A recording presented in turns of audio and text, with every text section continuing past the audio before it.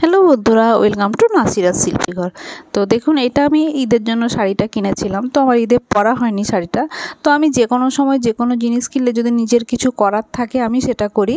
তো এটা দেখুন, জাস্ট এই কাটওয়ার্ক করে এটা একটু ডিজাইনটা আছে। তো আমার এটা একটু ভালো লাগছিল না, অতটা মনে হচ্ছিল যেন একটা কিছু কমই আছে। আমি এরকম করি, শাড়ি বলুন, চুড়িদার পিস বলুন, ব্লাউজ পিস বলুন, আমি নিজের মতো করে কিছু একটু এক্সট্রা কিছু অ্যাড করে নিজের মতো করে ডিজাইন করে ক্রিয়েট করার চেষ্টা করি।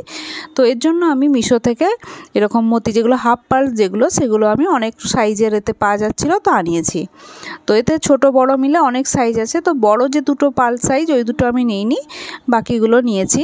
তো নিয়ে এই যে এতে আছে, আমি এতে চিটিয়ে দেব, দিলে একটা নতুন লুক ক্রিয়েট হবে। আর এটা খুব কম দামে, আমি মিশোতে খুব কম দামে সব জিনিস পাওয়া যায়, তো সেটাই নিয়েছি। তো দেখুন, এই যে 4 সাইজ আমি বের করে রেখেছি, 4টে সাইজই আমি ইউজ করব। আর বাকি বড় যে দুটো সাইজ ওই দুটো আমি ইউজ করছি না, এখানে অতটা ভালো লাগবে না। তো প্রথমে আমি একটা প্লাস্টিক নিয়ে নিয়েছি, কারণ শাড়িটা না হলে বেডশিটের উপর রেখে করছি, তো চিটিয়ে যাওয়ার একটা সম্ভাবনা থাকে।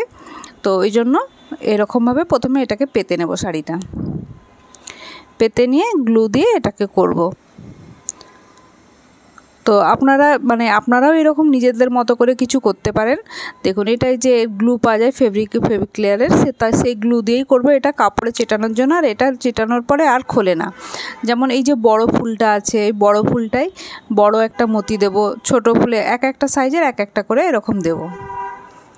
তো এরকমভাবে আমি আগেও করেছি অনেক, নতুনটা কিছু না। তবে এই শাড়িটা এই যে কাটওয়ার্কটা আছে বলে এতে কিন্তু ফলস করা যাচ্ছে না।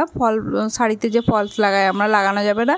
আর এটা করার পর শাড়িটা এত সুন্দর লাগছিল যে আর বলতে পারছি না। কারণ আমি এমনি পার্লের কাজ খুব ভালোবাসি, কাঁচের থেকেও শাড়িতে, বিশেষ করে শাড়ি চুড়িদার কাঁচটা হলে বেশি ঝলমল করে, তো অত আমার পছন্দ নয়। ওই জন্য আমি এই পার্লের কাজটা আমার খুব একটা লাগে। তো দেখুন, একটা ছোট ফুলের মাঝারি ছোট সাইজটা দিচ্ছি, বড় ফুলের সব থেকে বড়টা দিয়েছি, এরকমভাবে সাজিয়েছি। আর উপর দিকটা একদম ফাঁকা লাগছিল বলে এই যে পাতার নিচে একটু করে দিয়ে আমি এরকম করে দিচ্ছি, দিয়ে এই পুরো শাড়িটা করে নেবো। আর একটু করে শুকাতে টাইম দিতে হবে, বেশিক্ষণ টাইম লাগে না, এখন গরমও পড়ে গেছে, তাড়াতাড়ি শুকিয়েও যায়। তো এরকমভাবে পুরোটা চিটিয়ে নেবো। এটা হাতে চিটিয়ে যাচ্ছিলো বারবার, তো একটু সাবধানে করতে হবে। তো এরকমভাবে পুরো শাড়িটাতে দেখুন আমি করে নিচ্ছি।